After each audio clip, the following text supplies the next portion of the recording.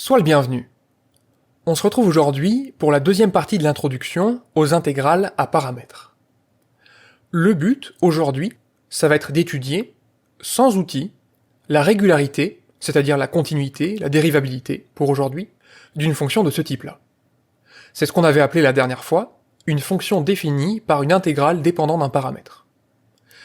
Pour cela, on avait introduit un objet d'étude, qui va rester identique aujourd'hui, c'est la fonction phi, qui a un réel strictement positif x, associe cette intégrale-là. Et donc on avait établi l'ensemble de définitions, qui est bien r plus étoile, le sens de variation, c'est une fonction décroissante, et sa limite en plus l'infini, qui est nulle. Aujourd'hui, on va étudier dans un premier temps sa continuité. Donc pour la continuité, je vais prendre deux éléments de r plus étoile, et je vais essayer de démontrer que la limite quand y tend vers x de phi de y, c'est phi de x. Autrement dit, est-ce que finalement, j'ai le droit d'intervertir la limite et l'intégrale? La continuité est elle-même un problème d'interversion. Alors ici, ce calcul de limite, je vais le reformuler en disant que j'ai cette égalité-là sur les limites, si et seulement si, la limite quand y tend vers x de la valeur absolue de la différence entre les deux quantités est nulle. En général, c'est bien plus approprié en analyse de se ramener à une limite nulle. Et on va voir pourquoi très rapidement. Donc pour démontrer cela, je vais me consacrer à l'étude de la valeur absolue de la différence phi de y moins phi de x. Je vais essayer de démontrer que sa limite est nulle en majorant la quantité obtenue de plus en plus jusqu'à parvenir à me débarrasser de l'intégrale, auquel cas il n'y aura plus aucun problème d'interversion. Dans un premier temps, je vais calculer phi de y moins phi de x.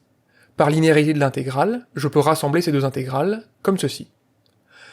Dans un second temps, je peux dire que la valeur absolue de l'intégrale, c'est plus petit que l'intégrale de la valeur absolue, tout en réduisant au même dénominateur, et cela, ça provient de l'inégalité triangulaire, puisque les bornes d'intégration sont dans l'ordre croissant.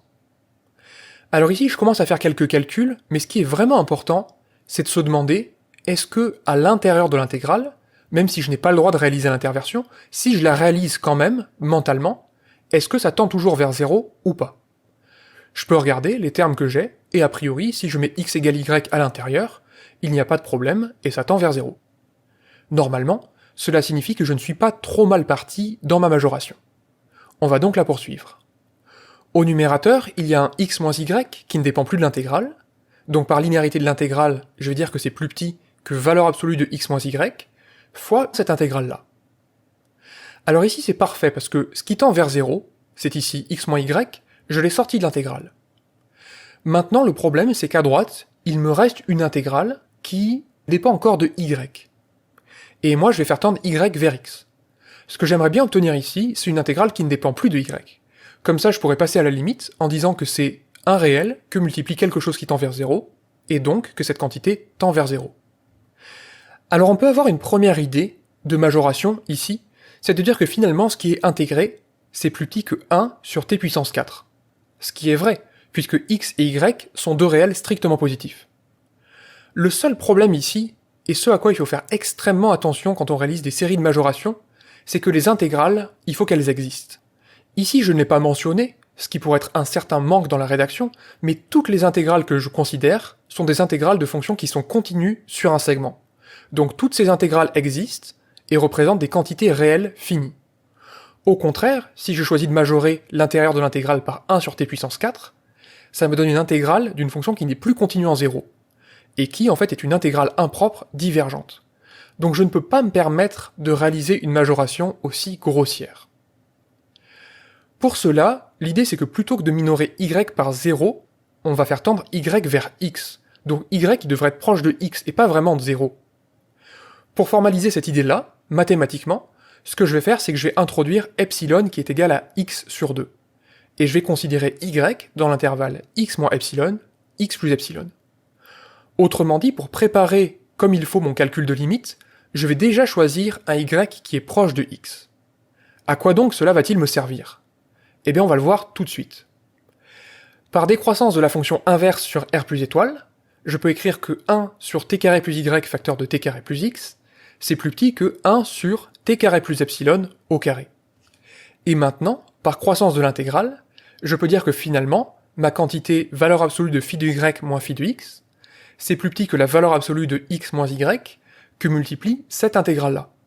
Et là, je n'ai plus de problème comme tout à l'heure avec mon 1 sur t puissance 4, puisque en rajoutant epsilon qui est strictement positif, la fonction intégrée devient une fonction qui est continue sur un segment, et donc représente une quantité réelle finie. Par conséquent, ce terme de droite-là, il tend vers 0 quand y tend vers x. Et donc je peux conclure par encadrement, puisqu'en fait ma valeur absolue, elle est positive, et de l'autre côté, elle est plus petite que quelque chose qui tend vers 0, donc finalement ça veut dire que la limite quand y tend vers x de phi de y, c'est phi de x. C'était ce que je voulais démontrer dès le départ. On peut donc conclure que la fonction phi est continue sur R plus étoile. Alors je vais me faire un peu de place, et on va voir que pour la dérivabilité, les techniques que j'ai présentées ici vont être réemployées d'une manière tout à fait similaire. Pour étudier la dérivabilité, je vais considérer deux réels, x et y, tels que x est différent de y. Et je vais essayer de démontrer que le taux d'accroissement, phi de y moins phi de x sur y moins x, admet une limite finie lorsque y tend vers x. Cela, contrairement à tout à l'heure, pose un petit problème. Puisque pour la continuité, j'ai pu me ramener aisément à une limite qui était nulle.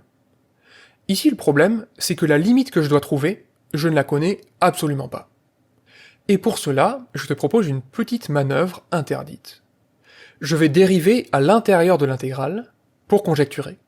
C'est-à-dire que je vais intervertir les deux opérateurs dérivée et intégrale. Alors bien sûr, j'ai aucun moyen de justifier que la dérivée, ça va être ce que je vais trouver, mais par contre, pour établir une conjecture, tant que je me contente de penser ça sans l'écrire sur une copie, je devrais rester impuni. On va donc se permettre de réaliser cette délicate manipulation. Je vais calculer une quantité que j'appelle delta xy, qui va être la valeur absolue de la différence entre mon taux d'accroissement et ma prétendue dérivée. Mon but, naturellement, ça va être de démontrer que cette quantité-là tend vers 0. Alors ce calcul-là, de phi de y moins phi de x sur y moins x, en réalité, on l'a déjà fait tout à l'heure, en utilisant la linéarité de l'intégrale. Donc je vais me permettre d'écrire son résultat immédiatement, et de l'autre côté, il y a juste deux signes moins qui se simplifient, ce qui me permet d'obtenir ceci, en rassemblant à nouveau les deux intégrales par linéarité de l'intégrale. Maintenant, je vais me permettre de factoriser, c'est toujours une bonne idée, quand je veux montrer que quelque chose tend vers 0, donc je factorise par 1 sur t carré plus x, ce qui me donne cette expression-là. Et enfin, dans la parenthèse, je peux me permettre de réduire au même dénominateur, ce qui va me donner finalement cette quantité-là.